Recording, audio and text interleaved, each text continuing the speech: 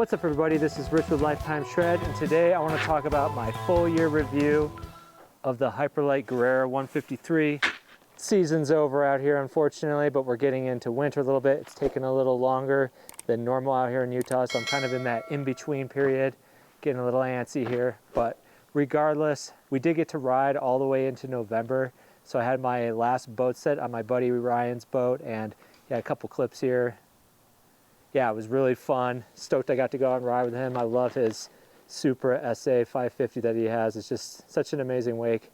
And I capped off my cable season on a trip in October out to Velocity Island. Had a great time there as well. The weather was great. That was with my wife. We always like to do an anniversary trip. In the last 2 years, we've gone to California and incorporated Velocity in there. And yeah, I was stoked on this clip. Yeah, I never really got that transfer off to the side of the casing like that before, so definitely next time I go back, gonna play with that some more. But anyway, really today, it's all about talking about the Guererra.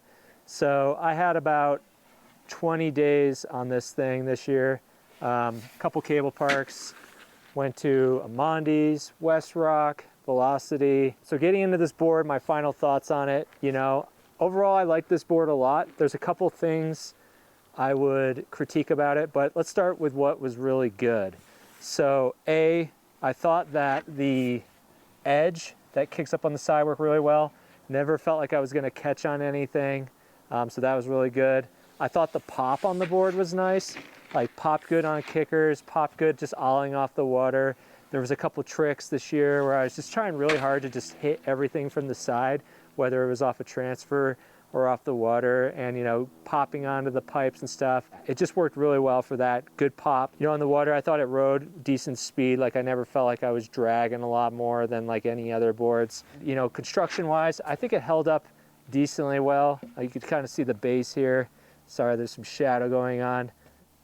Yeah, so some wear, but not too bad for 20 days or so. Getting into some stuff that I wish was maybe a little different with this board, so if I had to critique it. So one of them is, I would say, the channel here along the edge. They talk about, Trevor Marr talks about it in the product video, that this channel is very close to the edge, so the board's still gonna be pretty loose. And that was my experience as well. So I think it does a good job of allowing the chined rail to exist while still allowing the board to have decent grip on the water. But really, this board didn't feel any more grippy to me than my Slingshot Volt did. So the Slingshot Volt does not have the chine rail, and it does not have the channel. So maybe this rail here does kind of offset the chine and kind of makes it equivalent to just like a flat base board. But this board really is not gonna, you're not gonna sense a lot of tracking. It's still very loose on the water. So depending if you're looking for a little extra tracking, which I think maybe I was a little bit, I don't think this chined rail with the edge or this channel being really close to the chine rail is gonna do that for you. It's still gonna be a pretty loose board, but if you want a loose board, this guy's still pretty loose on the water. It butters around well. Something else about this board that didn't work out the exact way I expected is the flex.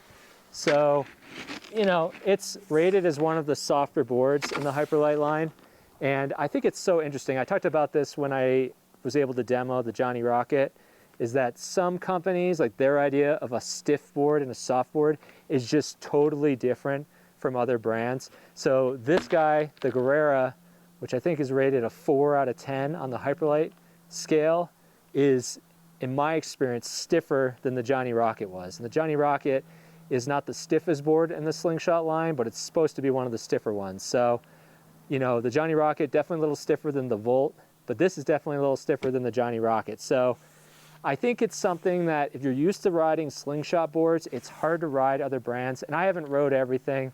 I mean, I've rode a couple Hyperlite boards, this and the Free Press. I had that when it first came out. I've demoed Liquid Force boards. I've never rode a double up or duck board. I've never ridden, no, actually I take that back. I've ridden a little bit of Ronix cable boards, but only like a couple laps, so not a lot of experience there. But in my mind, it's just Hyperlite, whatever they tell you, compared to Slingshot, these things are just stiffer. I found this stiffness to be a little stiffer than I would like. I really like the Volt. I think the Volt's near the perfect board for me, minus a couple things, but that's probably a separate video. Durability wise, like I said, pretty good. I did get a spot here, I don't know if you're gonna be able to see this. Let's see, where the board is just slightly delamming on the tail there. It's nothing a little epoxy couldn't fix, but still something where, you know, it might be on me. Like I think about it, like this is the tail, and you know, like you're coming off features, maybe that thing slaps, or maybe it's just like putting your board down. Like, you know, it makes me want to be a little more careful placing my board down like on concrete or something. Had a great season on this board. You know, I love how it looks, and like I said, there were some elements of it that I liked a lot, but it was a little bit looser than maybe where my head's at right now, and then the flex was just a teeny bit stiffer than where my head's at right now. So for my next board, I did recently order a Ronix Pinpoint. Just reading about that board, I feel like it hits a lot of, or checks a lot of boxes for me. I'll probably do a review about that next spring when I get into it. Probably hold on to this board in the meanwhile. Might sell it. I don't know. We'll see. And really, I think the Johnny Rocket, slightly wider and in a bigger size, would probably be the perfect board for me, but that doesn't exist. So I'm gonna try the Ronix Pinpoint out, and if I don't like that, it's maybe back to the Volt. We'll see. That's my my inner cable board crisis that I'm going through right now. It's, you know, it's funny with this stuff. It's just gear, and like the most important thing is getting out and riding as much as you can, and I definitely try to do that. So next spring, definitely plan to ride Amandi's a bunch. I actually dropped in on a season pass for next year, even though it's almost 4 hours away, but I feel like I'll be able to get down and maybe do some longer trips where I'm not as concerned about, oh, I got to maximize my 4-hour pass or something, because with the season pass, I kind of come and go as I'd like. So really stoked on that. And yeah, we'll be riding boat too, but you know, that's a separate video. Anyway, have you ridden the Guererra? What did you think about this board? Now it's been out a couple years. Did you love it? Is there something you went to after the Guererra that you loved more? Maybe something brought you back to the Guererra? Let me know in the comments below. If there's any other cable boards that you're really excited about for next year, let me know as well. I'll probably do like my top 5 cable boards in the spring as well. But I think for me, if I had to engineer a board, it would be like 17 1/4 to 17.5 inches wide in the waist. It would have sizes available in the 152 to 155 range. It would be a same construction like this, where it's thinned out in the nose and tail, but overall a little bit softer than this board. And it would have chined rails, and then it would have channels a little bit closer to the belly here. And then yeah, I do like, I didn't talk about this, but the concave tip and tail, I like that too. And I think that would be the perfect board for me. And you know, and durable and all that stuff too. So the Pinpoint looks like it might be in that direction. So I'm excited to check that out.